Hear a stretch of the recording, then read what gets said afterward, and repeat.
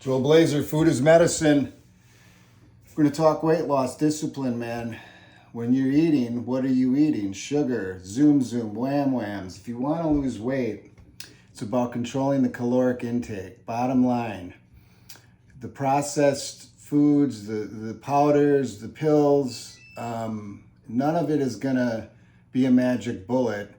That ultimately you got to whittle it down to what you take in is less than what you burn. That's the bottom line for losing weight and maintaining a healthy weight. Metabolic flexibility, intermittent fasting, Ozempic, all that fucking bullshit.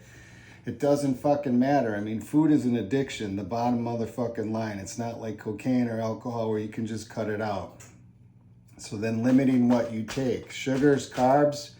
I mean, the most carbs I eat are blueberries, berries. I mean, every 6-8 months I might do a bag of Twizzlers relapse, but my metabolic flexibility is so strong that within 12 hours I'm back in keto. So the basics are eating food the way that the earth produced it and eating a very low carb diet. I never was a big carb guy. I had a little bit of a head start when I was 5.5 years old because they wanted to put me on Ritalin, and they gave me an alternative diet as opposed to the Ritalin.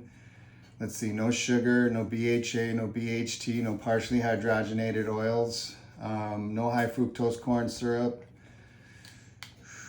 no yeast, no white bread. And then that started the whole food odyssey for me. And I never have really been overweight. In prison, I got a little jacked up to 195, but that was just from being so big from lifting weights. So at the end of the day, there's no magic bullet with food. It's the totality of the whole. And if you're overweight, the best thing you can do, you got to drink 60, 80, 90, 100 ounces of water a day. And you got to eat less calories than you fucking burn, or you're never ever going to lose weight. And we all need food to eat, so it's never going to stop. And then the working out situation, 60 to 90 minutes a day, even if it's just starting with walking, but having that discipline every motherfucking day. And then once you get to the place where you want to be, if it's 6-pack abs, if it's just a normal weight, then it's just about the calories that you eat. And then you can get into the more advanced stuff with intermittent fasting. Because if your metabolic flexibility is in a real high situation and you're doing, say, 1 meal a day and you're totally lean, it doesn't matter what you eat.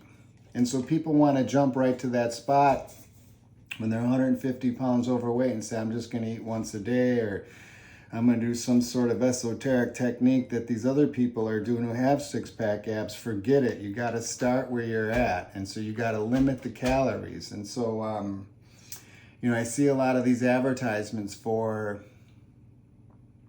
bone broth or bone marrow in a powderized form, even though it does come from the bones. But that's not the way you want to eat bone marrow. Like for me, I just like to do it the natural way that they produced it. So this morning we got the breakfast of champions. It's pure motherfucking bone marrow, and I haven't eaten in 18 hours.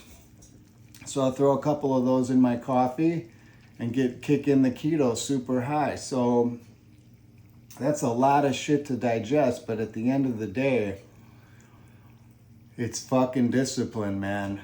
And it's something I've been wired for since the age of 5, because at that age, being limited with that food, by the time I was 10, I could tell you everything in a fucking grocery store that had BHA, BHT, partially hydrogenated oils, high fructose corn syrup, sugar, artificial colors, artificial flavors. I had none of that shit. And so that just started at a very young age and made me that disciplined. I mean, I don't really think I had soda till I was 16. On very rare special occasions, I'd have an ice cream cone, but I'd go fucking crazy. So I didn't get to have sugar when I was little. So a little bit of a head start. But sugar is fucking poison. All forms of it are. I mean, back in the day, whenever the fuck we were hunting, there was no fucking sugar. There might be a blueberry patch somewhere. We essentially ate meat and fat.